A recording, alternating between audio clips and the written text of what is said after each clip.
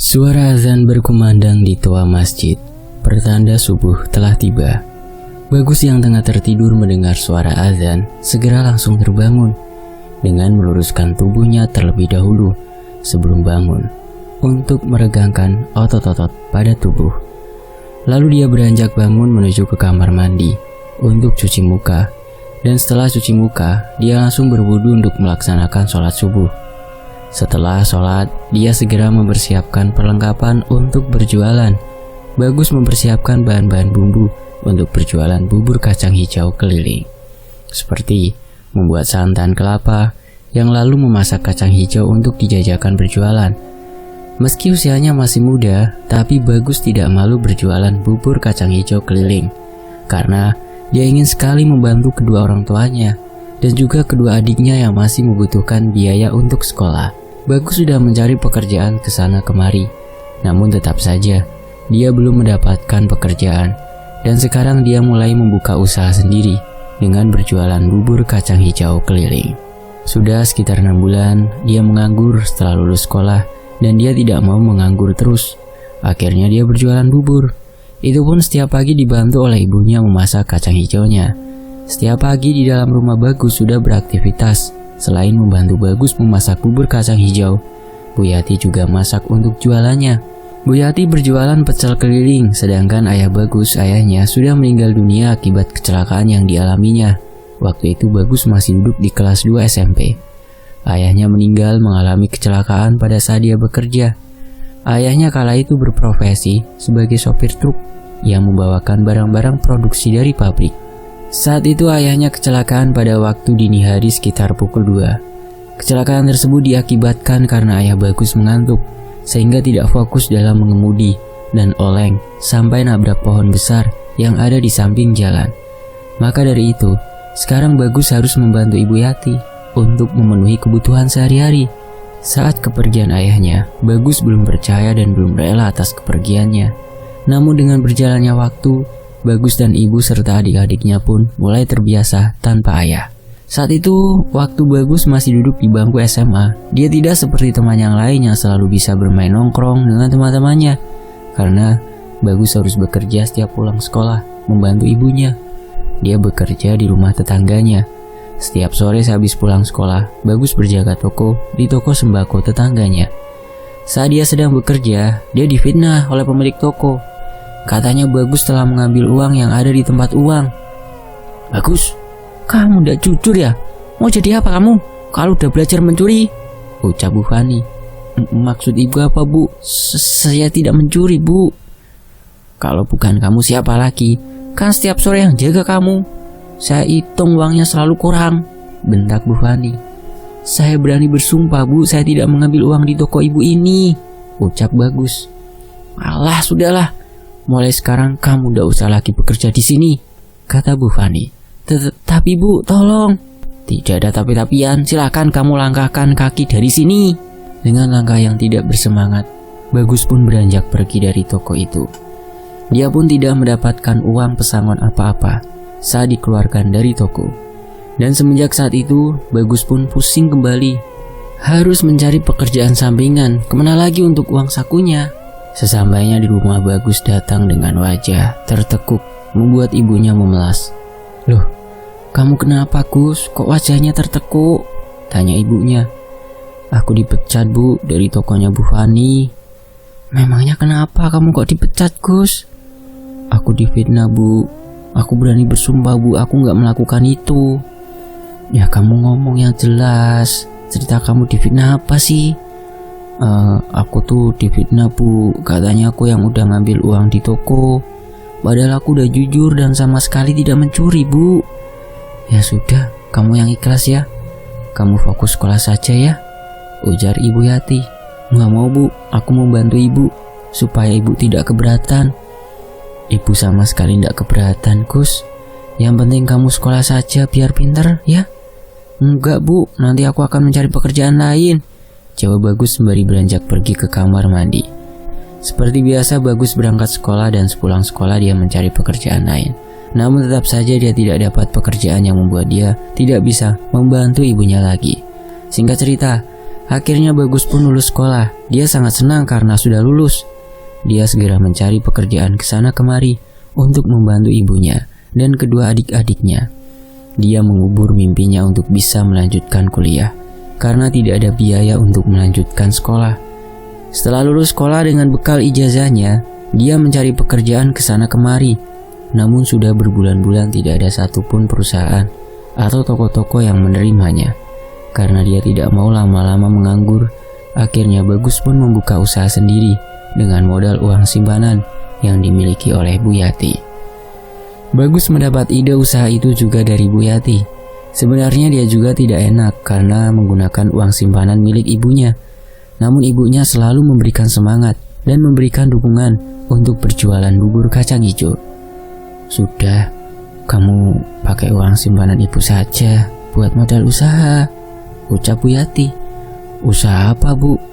Kamu jualan bubur kacang hijau saja keliling, nanti pakai uang ibu. Ini, nggak mau, Bu. Aku nggak mau merepotkan ibu.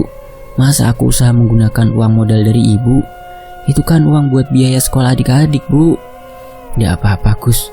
Nanti kan kalau usaha bubur kacang hijau kamu laris manis, kamu bisa ngembaliin uang ibu.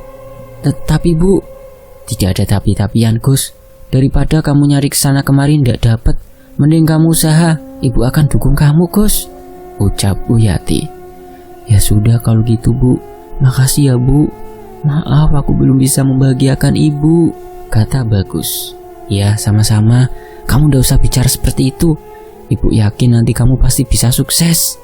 Singkat cerita, Bagus pun mulai berjualan bubur kacang hijau keliling dengan gerobak dorong. Dia berjualan berkeliling dari satu desa ke desa lain, menjajakan dagangannya supaya laku. Setiap hari dari pukul 10 pagi hingga sore, Bagus berjualan tanpa henti. Berjalan kaki mendorong gerobak yang cukup berat. Sesekali dia mengelap keringat pada keningnya yang menetes dengan menggunakan handuk yang dikenakan pada lehernya. Sesekali Bagus membunyikan sendok yang dipukulkan pada mangkuk untuk mengundang para pembeli yang datang beli dagangannya. Dia setiap hari selalu mangkal di depan perkantoran yang ada di samping jalan raya. Setiap siang jam istirahat, dia mangkal di sana menunggu para karyawan kantor keluar untuk membeli bubur kacang hijaunya. Sudah ada beberapa orang yang menjadi pelanggan Bagus. Bahkan Bagus tertarik dengan salah satu karyawati yang bekerja di kantor tersebut. Bahkan Bagus sudah kenal dengan wanita itu, namanya Maya. Maya berparas sangat cantik dengan rambut menjuntai dan tubuh yang tinggi semampai. Setiap hari Maya selalu membeli bubur kacang hijau Bagus. Maya ini menjabat sebagai sekretaris di kantor tersebut. Siang itu, Maya datang menghampiri Bagus untuk membeli bubur kacang hijau. Gus, seperti biasa ya, ucap Maya. Siap, Mai, tunggu bentar, silahkan duduk dulu. Maya pun tampak terduduk di kursi yang sudah disiapkan oleh Bagus. Beberapa saat kemudian, Bagus pun menghampiri Maya dengan membawakan semangkuk bubur kacang hijau. Ini Mai, buburnya, ucap Bagus. Ya, makasih ya Gus. Bagus beranjak kembali ke tempat gerobaknya. Namun saat dia mulai melangkah, seketika langkahnya terhenti. Gus, sini dulu dong, duduk temenin aku. Gak enak Mai, nanti dilihat sama teman kantor kamu yang lain. Gak apa-apa Gus, sini duduk aja. Mumpung masih sepi kan jualan kamu, ada aku doang, ucap Maya. Iya sih Mai, gak tahu kok sepi ini ya. Mungkin pada bosan kali sama bubur kacang hijauku. Sabar Gus, nanti juga pasti laku kok bubur kamu, ucap Maya. Oh iya, kamu kenapa gak keliling aja Gus? Tadi pagi aku udah keliling Mai. Emang setiap siang aku mangkal di sini kan sampai sore. Maya bercengkrama dengan Bagus sembari menyantap bubur kacang hijau. Mai, aku boleh minta nomor HP kamu nggak? Tanya Bagus. Buat apa Gus? Ya siapa tahu kamu mau pesan bubur kacang hijau, aku bawain ke rumah kan bisa. Ya udah nih catet, kata Maya sembari memberikan handphone kepada Bagus. Makasih ya Mai. Iya sama-sama Gus. Sore harinya Bagus segera bergegas untuk pulang dengan mendorong gerobaknya. Namun, sialnya, sore itu gerobak jualan Bagus itu sedikit bermasalah, sehingga dia menghentikan dorong gerobak.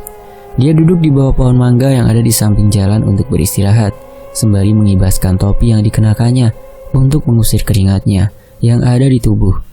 Hari sudah mulai petang, tapi Agus belum sampai juga di rumah.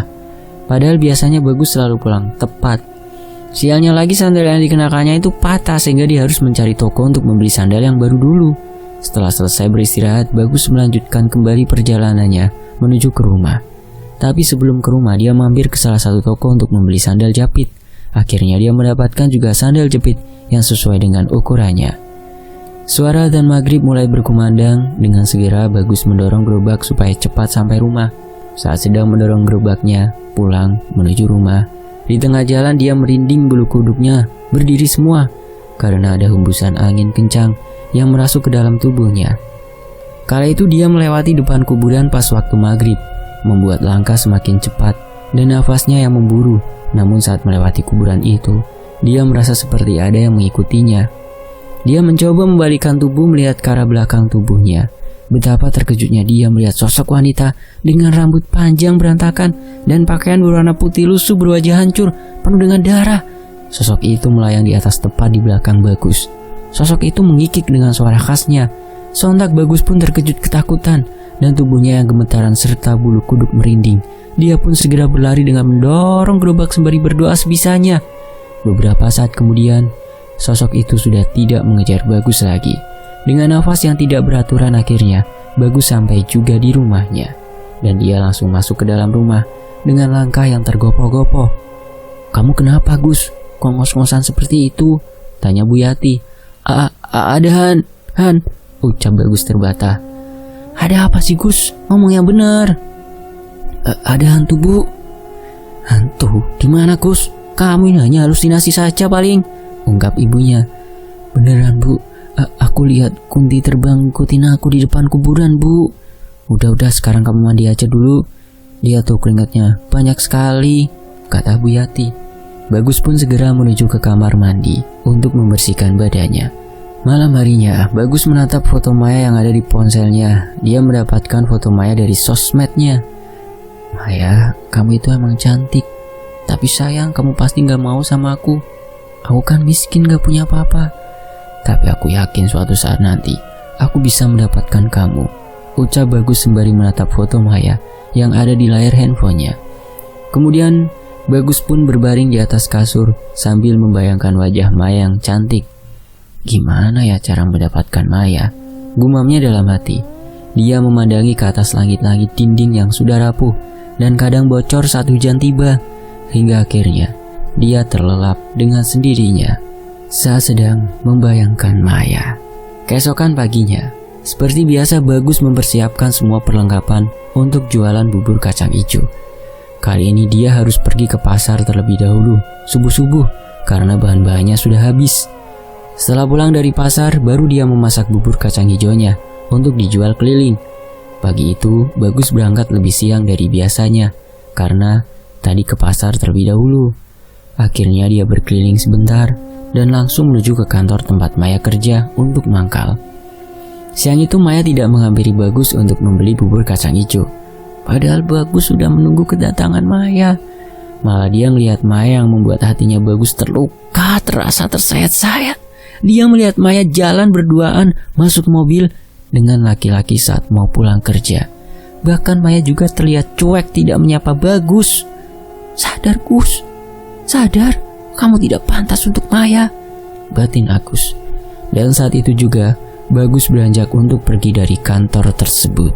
Suatu ketika, Bagus menyambangi rumah temannya yang tidak jauh dari rumahnya dengan menggunakan sepeda Bagus menuju ke rumah Heru.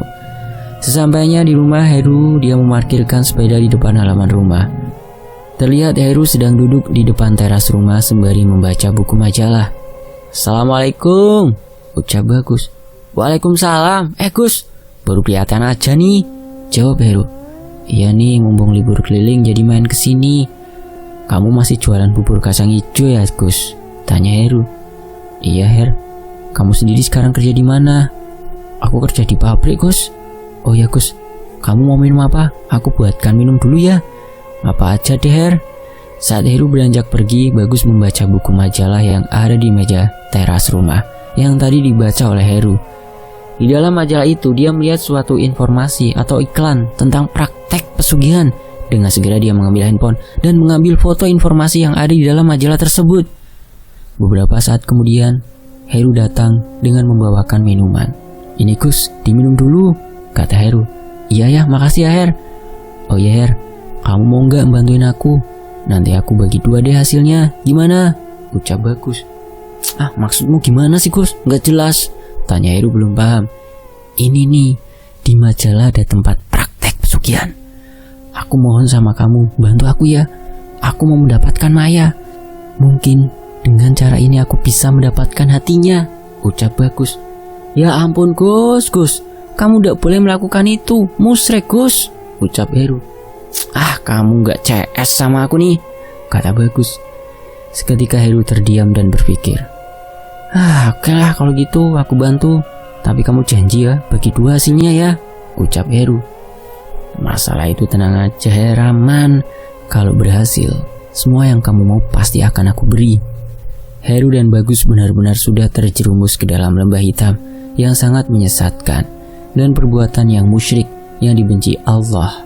Singkat cerita, keesokan harinya, Heru dan Bagus berangkat menuju ke tempat yang ditujunya dengan perjalanan sekitar 3 jam dengan menggunakan motor milik Heru. Mereka melewati jalanan hutan yang sangat sepi dan hanya melewati jalan setapak saja. "Yang bener Gus, ini masa kita pergi ke tempat seperti ini?" tanya Heru memastikan. "Bener Her, ini sesuai kok sama alamat yang ada di dalam majalah," kata Bagus. "Udah jalan aja, ikuti alamat ini saja." Beberapa saat kemudian mereka pun sampai juga di tempat yang dituju. Mereka melihat sebuah rumah yang berdiri di tengah hutan. Rumah itu terlihat reot terbuat dari bambu. "Kamu yakin ini rumahnya Gus?" tanya Heru. "Iya yakin, ini sesuai kok sama alamatnya. Rumahnya berada di samping sungai," ucap Bagus. "Udah kita langsung masuk aja." Mereka berdua pun berjalan dengan tergopoh-gopoh menuju ke teras rumah. Tok tok tok tok. "Permisi." Sesekali mereka berdua mengintip dari jendela rumahnya yang ada di samping pintu. "Sepi Gus, gak ada orang," kata Heru. "Masa sih, kita ketok lagi aja pintunya." Tok tok tok tok tok tok. Beberapa saat kemudian pemilik rumah itu pun keluar dari dalam rumah. Seorang wanita parubaya berjalan bungkuk membawa tongkat. "Ada apa kalian kemari?" tanya Mbak Ona. "Sebelumnya kenalin dulu Mbak, saya Bagus dan ini teman saya Heru Mbak." "Masuk," ucap Mbak Ona ketus. Mereka berdua pun dengan langkah perlahan-lahan berjalan mengekor di belakang Mbak Ona. Lalu mereka duduk berhadapan di tikar yang sudah disediakan. "Jadi gini Mbah, saya mau merubah nasib saya menjadi kaya raya dengan pesugihan yang ada di sini," ucap Bagus menjelaskan. Seketika Mbak Ona tertawa terbahak-bahak mendengar apa yang diucapkan oleh Bagus. "Pesugihan Nyai Puspo Cempoko tidak mudah dilakukan. Ada syarat dan ritual yang harus kamu lakukan," kata Mbak Ona. "Apa syaratnya ya Mbah?" "Syaratnya, kamu harus siap menikah dengan Nyai Puspo Cempoko dan kamu akan menjadi bujang selamanya," ucap Mbak Ona. "Tapi Mbah," jawab Bagus. "Tidak ada tapi-tapian. Memang seperti itu syaratnya." "Baik Mbah, kalau begitu saya siap," jawab Bagus mantap. Seketika Heru mencolek Bagus dan berbisik kepada Bagus dengan lirih. "Gus, kamu yakin mau melakukan ini? Ini serem banget loh," ucap Heru lirih. "Udah, tenang aja. Kamu tinggal lihat aja," kata Bagus. "Gimana? Apakah kamu siap untuk syarat yang pertama?" tanya Mbak Ona. Iya Mbah, saya siap," jawab Bagus dengan mantap. Bagus melakukan ini karena dia ingin menjadi kaya raya dan bisa mendapatkan hatinya Maya, dan juga ingin membantu ibunya. "Syarat yang kedua, kamu harus melakukan puasa mutih selama 7 hari dan ditambah puasa ngeblank selama 1 hari. Puasa itu dimulai pada hari Selasa Kliwon. Lalu kamu harus menyiapkan ayam hitam dan sesajen lain." "Baik Mbah, akan saya penuhi semuanya." "Lalu ritualnya bagaimana Mbah?" "Ritualnya nanti saya, yang penting kamu melakukan puasa mutih saja dulu. Dan nanti kamu datang lagi ke sini pada saat hari puasa ngeblank," ucap Mbak Ona. "Baik Mbah, kalau begitu kami pamit pulang dulu." Mereka berdua pun akhirnya beranjak pergi pulang mengendarai motor dengan melewati jalanan hutan yang tadi siang mereka lewati. Malam itu mereka melewati jalan setapak di tengah hutan dengan cahaya dari lampu motor. "Hati-hati Gus, Kali ini Bagus yang mengemudikan motornya, sedangkan Heru bonceng di belakang. Saat di tengah perjalanan pulang, Heru tiba-tiba merinding bulu kuduknya, berdiri semua. "Gus, aku kok takut ya?" "Takut kenapa? Udah ndak apa-apa kok," kata Bagus menenangkan. Namun beberapa saat kemudian, Bagus pun merasakan bulu kuduknya berdiri. Dia merinding. Akan tetapi Bagus berusaha untuk tetap tenang dan berharap tidak ada apa-apa. Saat dia melihat ke arah spion pada motor, dia sontak terkejut melihat ada sosok Kunti yang terbang di atas Heru. Sosok wanita itu berambut panjang acak-acakan dengan pakaian putih lusuh, serta suara ketawa yang mengikik. Lalu Bagus pun mempercepat laju motornya untuk segera sampai ke rumah. Tapi sialnya tiba-tiba saja motornya mogok di tengah jalan, membuat mereka tambah ketar-ketir. Tubuhnya yang gemetaran, keringat dingin mulai bercucuran, dan nafas yang tidak beraturan. Mereka berdua turun dari motor untuk mengecek mesin motornya. "Aduh, gimana ini, Gus? Kunti itu ngikutin sama ngeliatin ke kita lagi," ucap Heru ketakutan. "Masa iya kita harus lari, Her? Terus motor kamu mau tinggal gimana gitu di sini?" kata Bagus. "Ya nggak gitu juga, Gus. Udahlah, kita cek dulu ini motor kenapa. Padahal biasanya nggak pernah mogok seperti ini," ucap Heru. "Kamu aja, Her. Aku kan nggak tahu tentang mesin motor," kata Bagus. Dalam rasa ketakutannya, Bagus dan Heru segera memperbaiki motor. Dan beberapa saat kemudian sosok itu pun menghilang entah kemana. Di saat yang bersamaan, sosok itu menghilang. Anehnya motor Heru bisa dihidupkan kembali. Giliran sosok itu pergi baru nyala. "Sialan," ucap Heru kesal. "Udah ayo jalan lagi," kata Bagus. Singkat cerita, Bagus mulai melakukan puasa muteh yang sudah menjadi syarat awal saat akan melakukan pesugihan Nyai Puspo Cempoko. Beberapa hari kemudian, Bagus pun meminta diantar lagi oleh Heru untuk mencari ayam hitam dan juga beberapa perlengkapan sesajen. Mereka berdua pergi ke pasar untuk mencari ayam hitam, namun sangat langka sekali ayam hitam dijual di pasaran, sehingga Bagus hanya mendapatkan beberapa sesajen saja di pasar. Dia mendapatkan sesajen seperti kemenyan, kembang 7 rupa, jajan pasar, jajanan tradisional, kelapa muda dan pisang hijau. "Gimana nih, Her? Kamu tahu nggak di mana kira-kira penjual ayam hitam itu?" "Ya mana aku tahu, Gus. Aku juga nggak tahu kayak gituan kok." "Bantu aku napa, Her? Kamu tanya-tanya sama teman kamu kayak apa gimana? Tinggal beberapa hari lagi nih," ujar Bagus. "Iya deh, nanti aku coba tanya sama temanku. Tapi aku nggak janji ya." "Nah gitu dong, makasih ya, Her."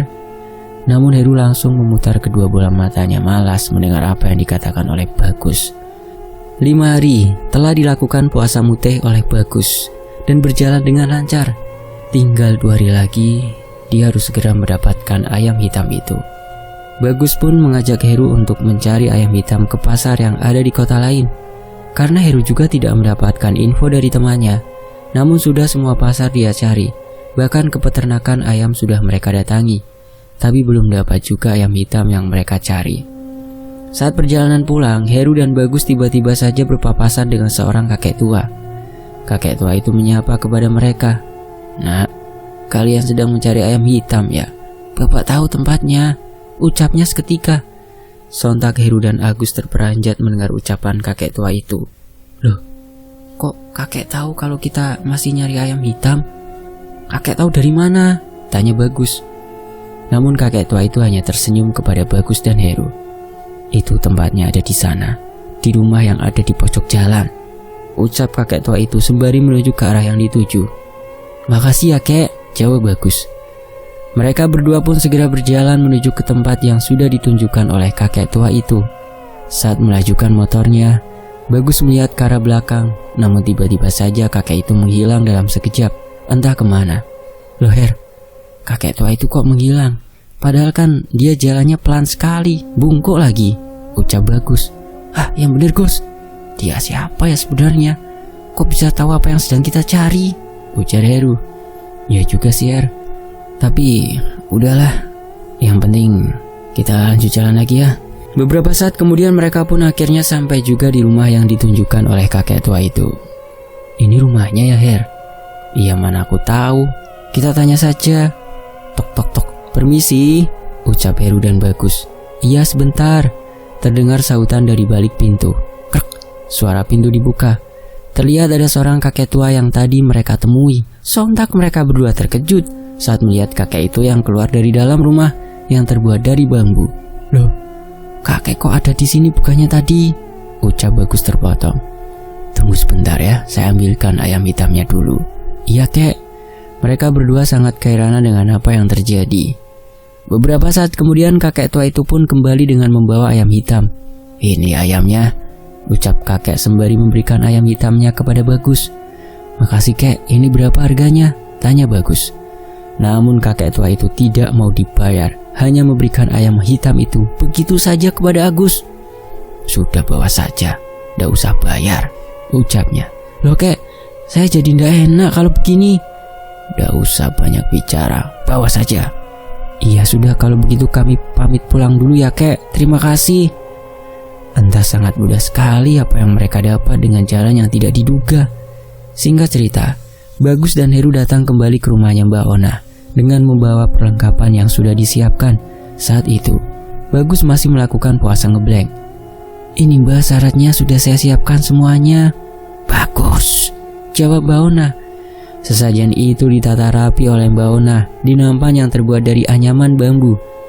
Dan saat itu juga, ayam hitam langsung disembelih oleh Mbak Ona dan diambil darahnya. Kemudian darah ayam hitam itu diletakkan di dalam mangkuk. Kemenyan sudah dibakar oleh Mbak Ona dengan mulut berkomat kamit membaca mantra di dalam ruangan ritual. Sedangkan Heru dan Bagas sangat ketakutan melihat apa yang dilakukan oleh Mbak Ona. Hembusan angin kencang masuk ke dalam ruangan yang membuat bulu kuduk mereka merinding berdiri semua. Beberapa saat kemudian Mbak Ona pun selesai membacakan mantranya. Setelah ini kamu harus mandi kembang terlebih dahulu, ucap Mbak Ona. Bagus dan Mbak Ona pergi ke belakang rumah yang sudah terdapat air kembang 7 rupa yang sudah disiapkan. Kamu jongkok, perintah Mbak Ona. Tanpa berkata apa-apa, Bagus mengikuti saja apa yang diperintah oleh Mbak Ona. Dengan perlahan-lahan, Mbak Ona mengguyur air kembang 7 rupa itu di atas kepala Bagus sembari membacakan mantranya. Singkat cerita, Bagus diantarkan oleh Mbak Ona ke sebuah makam keramat yang ada di dalam hutan untuk melakukan ritual. Sedangkan Heru, dia menunggu di rumah Mbak Ona. Bagus berjalan menyusuri jalan setapak dengan obor yang dibawanya sebagai penerangan. Semua sesajen juga dibawa semua untuk melakukan ritual. Beberapa saat kemudian akhirnya Bagus dan Mbak Ona pun sampai juga di makam keramat. Lalu Bagus duduk bersila di bawah pohon besar pohon keramat. Kemenyan sudah mulai dibakar. Asapnya mulai mengepul dengan bau yang khas menyeruak masuk ke dalam hidung. Bagus diberikan mantra oleh Mbak Ona. Lalu dia ditinggal sendirian di dalam makam keramat tersebut. Ingat, kamu jangan menoleh ke belakang saat kamu mendengar suara apapun itu atau gangguan apapun itu, ucap Mbak Ona. Bagus pun mengangguk mendengarkan ucapan dari Mbak Ona. Ritual ini dilakukan pada saat malam Jumat Kliwon. Bagus mulai merapalkan mantranya dengan mulut yang berkomat kamit. Tiba-tiba, dia mendengar ada suara tapakan kaki dari belakang tubuhnya. Namun Bagus tidak menghiraukan itu. Srek, srek. Sesuai apa yang sudah diperintahkan oleh Mbak Ona, dia terus merapalkan mantranya. Meskipun tubuh dia sangat gemetaran dengan keringat dingin yang mengalir serta bulu kuduk yang merinding. Beberapa saat kemudian suara itu lenyap dan dibarengi dengan hembusan angin kencang yang tiba-tiba menghampiri ke arah pohon yang ada di hadapannya. Pohon itu bergerak-gerak dengan cukup kencang, padahal Bagus melihat ke arah pohon yang lain terlihat diam, tidak bergerak sama sekali. Tiba-tiba saja dari pohon itu terlihat cahaya terang memancar dan keluar seorang wanita cantik yang sangat cantik jelita, mengenakan kebaya Jawa dengan sanggul serta mahkota yang ada di kepalanya membuat terlihat sangat cantik. Bagus merinding ketakutan saat sosok Nyai Puspo Cempoko telah hadir di hadapan beserta dengan pengawal-pengawal yang ada di belakangnya. Apa yang kamu inginkan? Tanyanya. Saya ingin kaya raya dan hidup sejahtera, Nyai. Syaratnya kamu tidak boleh menikah selamanya dan akan menjadi bujang. Apa kamu siap? Tanya Nyai Puspo Cempoko. Baik Nyai, saya siap. Kalau begitu siapkan kamar khusus dan tidak ada satu orang pun yang masuk kecuali kamu. pesan Nyai Puspo Cempoko kepada Bagus. "Baik Nyai." Nyai Puspo Cempoko pun akhirnya menghilang seketika dengan wangi yang semerbak tertinggal di makam itu. Menjelang subuh, Bagus pun beranjak kembali ke rumah Mbah Ona. Singkat cerita, Bagus sampai juga di rumahnya Mbah Ona. Di sana Mbah Ona sudah menunggu kedatangan Bagus bersama dengan Heru. "Silahkan kamu makan dulu. Dari kemarin kamu kan belum makan dan belum minum," ucap Mbah Ona. Mbah Ona sudah menyiapkan makanan untuk Bagus. Dengan lahapnya Bagus menyantap makanan yang sudah dihidangkan oleh Mbah Ona. Setelah selesai makan, Mbah Ona memberikan syarat lain terkait dengan ritual yang harus Bagus jalani. "Setelah ini, kamu harus menyiapkan kamar khusus untuk ritual kamu dengan Nyai Puspo Cempoko setiap malam Jumat Kliwon, dan siapkan sesajen seperti kemenyan, kembang 7 rupa, kelapa muda, pisang hijau, jajanan pasar di dalam kamar itu setiap malam Jumat Kliwon. Kamu tidak boleh menikah dan tidak boleh melakukan hubungan badan dengan selain Nyai Puspo Cempoko. Di dalam kamar itu juga tidak ada yang boleh masuk kecuali kamu sendiri. Setiap malam Jumat Kliwon, kamu harus melayani hasrat nafsu Nyai." "Jelas Mbah Ona." "Baik Mbah, saya mengerti." Bagus dan Heru pun segera pulang untuk rumah dengan menggunakan motor.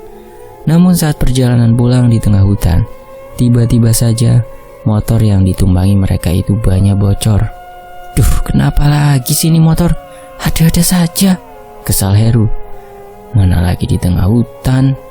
Ya sudah, kita dorong saja sampai depan jalan. Mau gimana lagi, di sini kan gak ada bengkel." Bagus menghela nafasnya malas. Akhirnya motor itu didorong sampai ke depan jalan dan mencari bengkel. Beberapa saat kemudian, mereka menemui bengkel yang ada di samping jalan. Keduanya pun menunggu ban motornya diperbaiki terlebih dahulu, sembari istirahat. "Kamu tenang saja, Her. Aku pasti akan jadi kaya raya," ucap Bagus. "Iya Gus ya, jangan lupa ya dengan perjanjian kita," kata Heru. "Beres Her, kamu tenang aja." Sesekali Bagus melihat ke arah jalanan raya. Dia sepintas melihat ada sosok kakek tua yang waktu itu dia lihat. Her, itu kakek tua yang waktu itu bukan sih?" "Mana Gus?"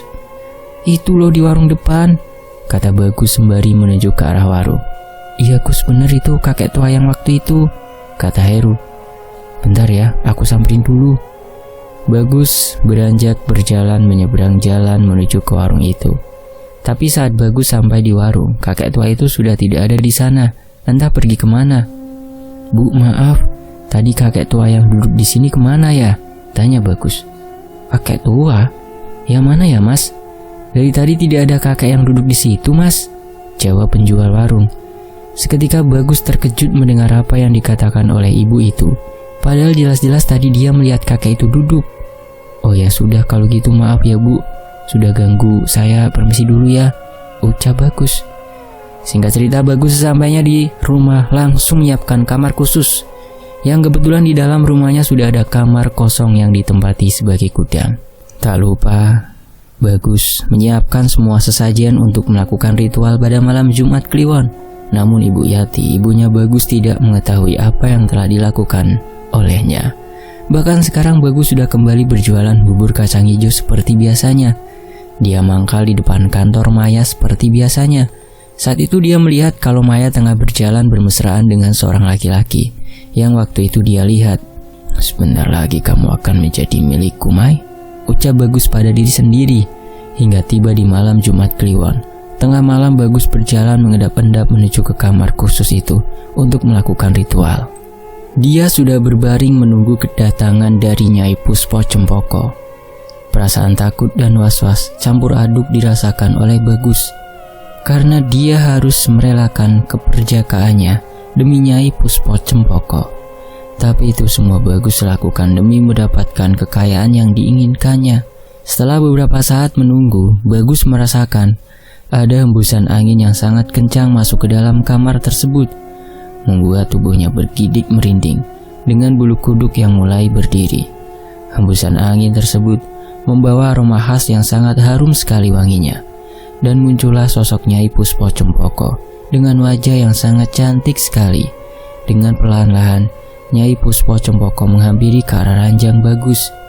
Bagus pun dengan segera melayani hasrat nafsu sang Nyai.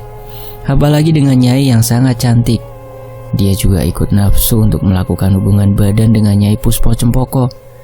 Setelah selesai melakukan ritual, Bagus langsung mandi wajib. Keesokan harinya, di dalam lemari kamar Bagus tiba-tiba saja sudah ada banyak uang yang bertumpukan, membuat Bagus terkejut dan terpana melihat uang itu. Dia tidak memberitahu ibunya. Dengan berjalannya waktu, Bagus tetap berjualan bubur kacang hijau untuk menutupi pesugihannya itu, agar tidak dicurigai oleh para tetangganya. Bagas berjualan keliling sembari perlahan-lahan merenovasi rumahnya. Hingga suatu ketika, Bagus ditanyai oleh ibunya tentang uang yang didapat sampai bisa merenovasi rumah. "Gus, kamu dapat uang dari mana sampai bisa merenovasi rumah seperti ini?" tanya Ibu Yati penasaran. "Ibu gimana sih?" "Ya dari hasil jualan bubur kacang hijau dong Bu, kan selama ini aku tabung," jawab Bagus. "Udah Bu." Ibu itu bukannya seneng malah tanya seperti itu, aneh sekali. "Oh ya Bu, nanti aku kembalikan uang modal dari ibu itu ya," ucap Bagus. Ibu Yati hanya bisa menggeleng-gelengkan kepalanya dengan sikap Bagus yang sudah berubah. Tidak hanya merenovasi rumah ibunya, dia juga membangun rumah megah sendiri di desa sebelah. Di dalam rumahnya itu juga terdapat kamar khusus yang sudah disiapkan. Bagus sudah bisa membeli motor dan mobil mewah yang terparkir di garasi rumahnya. Suatu ketika, Bagus mendatangi rumahnya Heru. Dia akan memberikan hasil kepada Heru yang sudah dijanjikan sebelumnya. "Her, apa kabar?" tanya Bagus. "Widih, sekarang udah beda sekali penampilanmu Gus. Sudah berhasil ya kamu sekarang?" "Iya Her, aku kesini mau bagi hasil untuk kamu. Aku juga mau memberikan kamu kios untuk kamu usaha, biar gak kerja di pabrik lagi." "Yang bener kamu Gus?" tanya Heru. "Ya bener lah, masa aku bohong sama kamu? Ini uang buat kamu, sama ini sertifikat tanah kios," ungkap Bagus. "Wah, makasih banyak ya Gus," jawab Heru.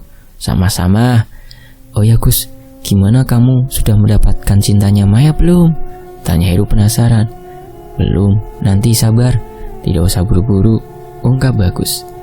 Singkat cerita, sekarang Bagus menjadi kaya raya dan memiliki kedai kios bubur kacang hijau. Dan juga dia memiliki usaha lain. Ibu Yati, ibunya sudah tidak berjualan pecel keliling lagi, karena kehidupannya sudah dijamin semua oleh Bagus. Begitu juga untuk biaya adik-adiknya sekolah. Suatu ketika Bagus pergi ke mall sendirian untuk membelikan hadiah untuk ibunya. Saat baru di parkiran, Bagus melihat ada Maya dan pacarnya yang sedang bertengkar di parkiran, saling adu mulut. Kebetulan sekali. "Wah, ini kesempatan aku untuk mendapatkan Maya nih," batin Bagus. Dengan segera Bagus beranjak pergi menghampiri Maya dan pacarnya untuk melerai.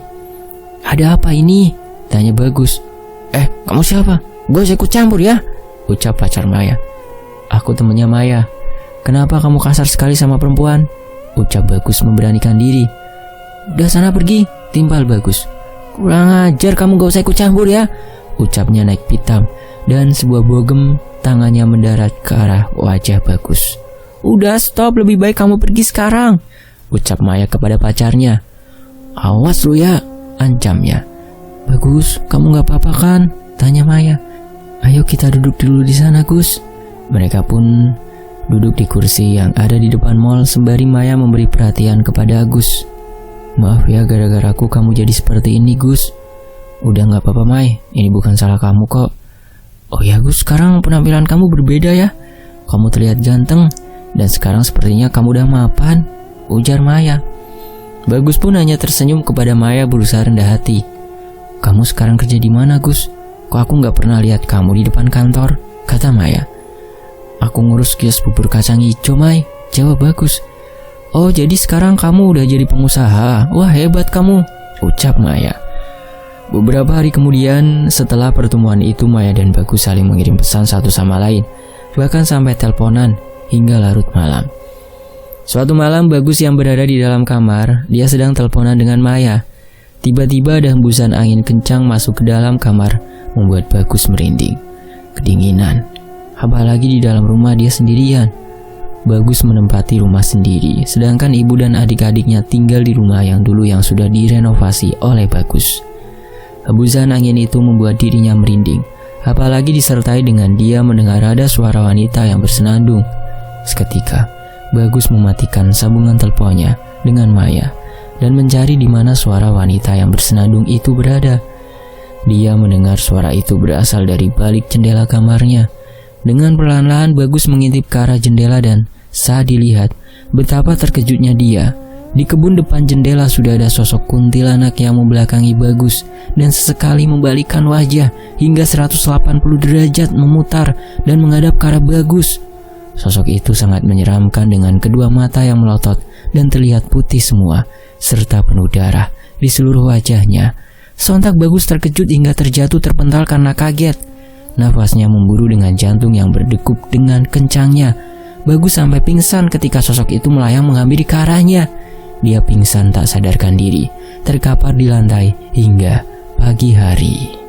Di dalam rumahnya, dia memiliki pembantu dan ada satpam yang berjaga di pos depan. Pembantunya itu saat masak di dapur malam-malam selalu mendengar ada suara wanita yang menyinden, membuat bulu kuduk pembantu tersebut merinding. Singkat cerita, sekarang Maya dan Bagus sudah menjalin hubungan. Maya sudah putus dengan pacar yang sebelumnya. Mereka selalu berjalan bersama kemana-mana, bahkan apa yang diinginkan oleh Maya selalu Bagus turuti apapun itu. Heru juga sekarang sudah ikut sukses dengan usaha yang dijalaninya berkat Bagus. Namun, Heru setiap malam juga selalu diganggu oleh sosok-sosok yang menyeramkan di rumahnya. Suatu ketika, saat Heru tengah masak mie instan di dapur malam-malam, dia mendengar suara tapakan kakinya yang terdengar jelas di telinga. Plak, plak, plak. Namun dengan refleks, dia melihat ke arah belakang, tapi tidak ada siapa-siapa. Seketika bulu kuduk Heru pun merinding. Dia pun tidak melanjutkan masak mie instannya. Untungnya mie belum sempat direbus. Dengan berlari tergopoh-gopoh, Heru masuk kembali ke dalam kamar. Karena dia tahu semua sudah tidur dan hanya Heru saja yang masih terjaga, belum tidur karena lapar tengah malam. Sehingga dia masak mie. Karena takut, dia pun mengurungkan niatnya untuk masak mie dan kembali ke kamar. Sesampainya di kamar, dia mendengar ada suara yang mengetuk pintunya. Dia mencoba berpikir positif. Mungkin itu adik atau ibunya? Tok tok tok tok. Akhirnya dengan langkah perlahan-lahan dan perasaan takutnya, dia membukakan pintu kamar. Dan saat pintu dibuka, betapa terkejutnya Heru melihat sosok pocong yang berdiri di depan pintu dengan bau yang sangat busuk. Sosok itu menatap dengan tatapan kedua mata yang melotot, serta mulut yang terbuka dengan lebar. Sontak, Heru terkejut dan langsung teriak, "Ah!" Saat itu juga, Heru ambruk pingsan di ambang pintu. Dia tak sadar hingga pagi hari. Di sisi lain, Bagus masih tetap melakukan ritual setiap malam Jumat Kliwon dengan ritual bersetubuh dengan Nyai Puspo Cempoko. Bagus tidak merupakan ritual itu untuk mendapatkan kekayaan yang bertambah. Malam ini, malam Jumat Kliwon, Bagus sudah siap menunggu kedatangan Nyai Puspo Cempoko di dalam kamar ritualnya kembali. Bahkan dia sudah menyiapkan semua sesajen untuk ritual itu. Dan setelah beberapa saat Bagus menunggu kedatangannya, akhirnya hembusan angin masuk ke dalam ruangan disertai dengan wangi yang sangat menyeruak di dalam hidung.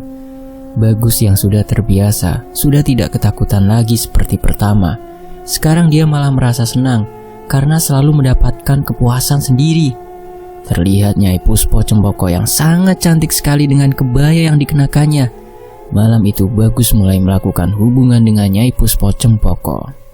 Sementara itu di sisi lain, Bagus yang selalu digunjingkan para tetangganya, bahkan Ibu Yati tidak terima dengan gunjingan tetangganya. Karena yang Bu Yati tahu, kalau Bagus bisa kaya raya seperti ini, ya karena usaha yang dirintis. Namun tetangganya itu tidak percaya dengan apa yang dikatakan Bu Yati, dan semenjak itu Bu Yati tidak menghiraukan lagi omongan tetangga-tetangganya. Suatu ketika Bu Yati dengan kedua adik Bagus main ke rumahnya, dan tidak sengaja adik bungsunya masuk ke dalam kamar khusus itu, dan setelah itu adiknya Bagus menghilang entah kemana. Sudah dicari kesana kemari, namun tidak ketemu. Bagus baru ingat kalau tidak ada satu orang pun yang masuk ke dalam ruangan itu, kecuali Bagus sendiri. Jika ada yang masuk nantinya akan dijadikan tumbal oleh Nyai Puspo Cempoko karena sudah lancang masuk ke dalam ruangan ritual itu. Bahkan Bu Yati sudah memanggilkan orang pintar. Namun kata orang pintar itu, Bagus yang tahu semua itu. Tapi Bagus tidak mau jujur dan tidak menjawab apa yang sebenarnya terjadi. Dan semenjak itu, Bu Yati beserta dengan adik Bagus dan Bagus merelakan adik bungsunya itu. Namun, suatu ketika, saat dia sedang tertidur, dia bermimpi. Dia didatangi sosok adiknya yang dipasung di sebuah tempat, serta banyak orang yang berwajah pucat di sana dijadikan budak. "Mas Bagus, Mas, tolong aku," teriak adiknya. Bagus hanya bisa menangis meratapi keadaannya, karena dia tidak bisa berbuat apa-apa. Seketika Bagus pun terperanjat dengan keringat yang membasahi tubuhnya dan nafas yang tidak beraturan. Singkat cerita, Maya diajak oleh Bagus untuk main ke rumah. Namun saat Maya masuk ke dalam rumahnya, dia merasa hawanya sangat panas sekali dan hampa. Bahkan suatu ketika, dia mendengar ada suara anak kecil yang meminta tolong dari balik kamar khusus. Maya saat itu beranjak berjalan menuju ke kamar mandi. Ketika Maya beranjak berjalan menuju ke kamar mandi, tepat di depan kamar khusus tersebut, Maya mendengar ada teriakan minta tolong. "Tolong, tolong." Suara itu terdengar di dalam kamar khusus itu. Namun Maya tidak terlalu menghiraukan akan hal itu. Dia lanjut kembali masuk ke kamar mandi. Setelah keluar dari kamar mandi, Maya baru menanyakan kepada Agus yang sudah menunggu di depan ruang tamu. "Gus, aku mau tanya, itu kamar siapa ya? Tadi kok aku dengar ada suara minta tolong dari dalam." "Ah, masa sih, Mai? Kamu salah dengar kali. Itu kamar kosong, Mai." "Iya beneran, Gus. Aku mendengar sendiri dengan jelas telinga aku ini." "Udahlah, nggak usah dipikirkan. Ayo kita jalan-jalan aja. Kamu katanya mau shopping." Ayo, makasih ya Gus. Kamu selalu menuruti semua kemauan aku," jawab Maya. Singkat cerita, malam hari saat Bagus sedang duduk bersantai di belakang rumahnya, di samping kolam renang. Tiba-tiba saja dia melihat ke arah pohon pisang yang ada di belakang rumahnya. Pohon pisang itu bergerak-gerak dengan sendirinya, seperti terserang angin kencang. Padahal saat Bagus cermati, pohon yang lain tidak bergerak, semuanya terlihat diam. Hanya pohon pisang saja yang goyang-goyang kencang. Dan saat dia lihat seksama dengan kedua matanya, pohon pisang tersebut perlahan-lahan berubah wujud menjadi sosok yang menyeramkan. Sosok itu adalah sosok pocong dengan kedua mata yang melotot dan mulutnya yang menganga. Sontak, Bagus terkejut. Sosok itu melompat ke arah Bagus dengan wajah yang menyeramkan, penuh darah dan wajah yang hancur. "Ah!" Bagus berteriak dan segera berlari terbirit-birit masuk ke dalam kamar. Dan betapa terkejutnya dia saat sampai di dalam kamar. Tiba-tiba aja sudah ada sosok pocong yang menunggu di dalam. Karena ketakutan dan tidak tahan melihat sosok itu serta bau bangkai yang menyengat, akhirnya Bagus pun pingsan. Suatu ketika Bagus pergi ke tempat diskotik bersama dengan Maya. Mereka meminum minuman keras yang sangat banyak sampai tidak sadar. Mereka berdua mengemudi mobil menuju ke dalam rumahnya Bagus. Dan untungnya di jalan tidak terjadi kecelakaan. Mereka selamat sampai rumah. Tanpa kesadaran Bagus dan Maya itulah, mereka masuk ke dalam kamar khusus dan mereka tanpa sadar melakukan hubungan intim di dalam kamar khusus itu. Yang tidak sadarnya Bagus lagi, kalau dia itu tidak ingat malam itu adalah malam Jumat Kliwon untuk melakukan ritual.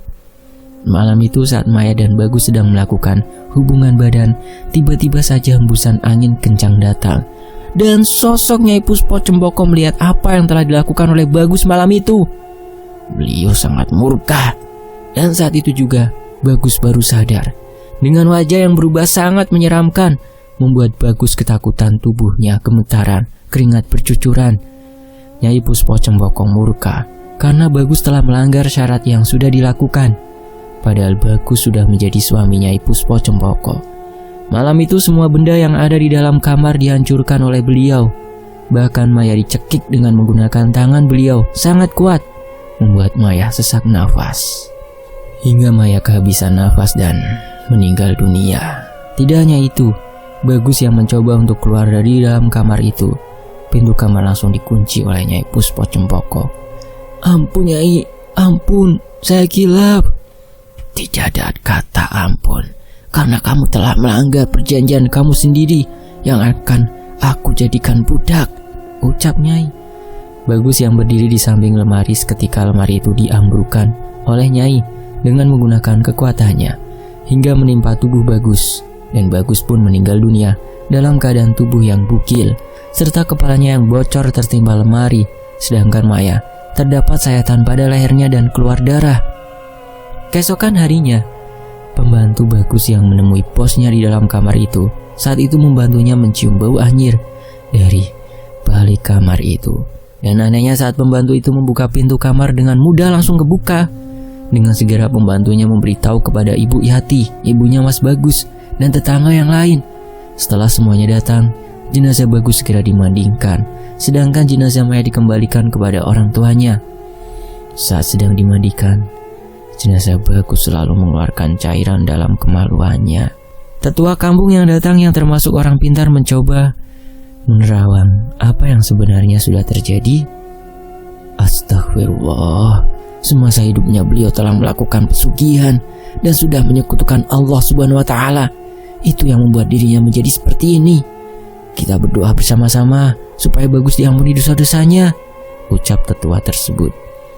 Seketika Bu Yati menangis dan tidak menyangka kalau anaknya telah melakukan pesugihan. Antara malu dan pasrah, Bu Yati mencoba merelakan Bagus dan berusaha tegar. Dan semenjak itu, rumah Bagus sudah tidak ditinggali lagi. Bahkan pembantu dan satpam sudah tidak bekerja lagi di rumah itu. Bu Yati sudah hidup seperti dulu lagi, dengan anaknya yang nomor 2. Dan beliau kembali berjualan lagi. Bahkan sekarang Bu Yati sudah tidak tinggal di kampung itu, karena sudah kepalang malu. Beliau kembali ke rumah kedua orang tuanya dan melanjutkan hidup di sana.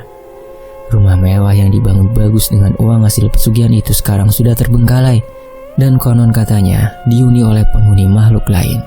Demikianlah sebuah kisah yang semua nama disamarkan ya. Ada baiknya jika kita mencari kekayaan dengan cara kerja keras saja, berusaha dan tentunya berdoa pada Yang Maha Kuasa. Karena sekecil apapun harta yang kita dapatkan dengan cara halal jauh lebih baik daripada memiliki harta yang begitu banyak namun mendapatkannya dengan cara musyrik. Naudzubillah. Semoga kita dijauhkan dari hal demikian dan selalu bersyukur dengan apa yang dimiliki serta selalu dalam lindungan Allah Subhanahu wa Ta'ala. Dan kisah ini tamat. Sebuah kisah yang diadaptasi dari kehidupan sosial masyarakat Indonesia yang dituliskan kembali oleh N. Laila. Fakta sejarah pamit. Wassalamualaikum warahmatullahi wabarakatuh. Sampai jumpa di kisah lainnya. Tetap di Fakta Sejarah. Alhamdulillah.